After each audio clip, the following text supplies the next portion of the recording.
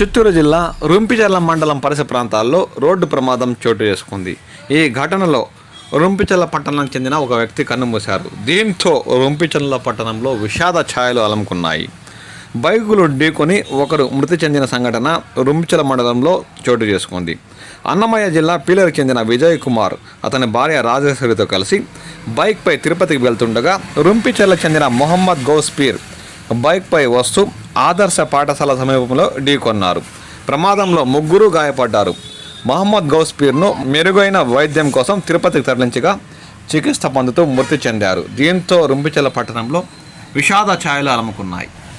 జాతీయ రహదారి పనులు విస్తరించిన తర్వాత రహదారి విస్తారంగా మారడంతో వాహనాల రాకపోకలు వేగంగా కొనసాగుతుండడంతో రహదారిపై ప్రమాదాలు మామూలుగా మారాయని స్థానికులు ఆందోళన చెందుతున్నారు.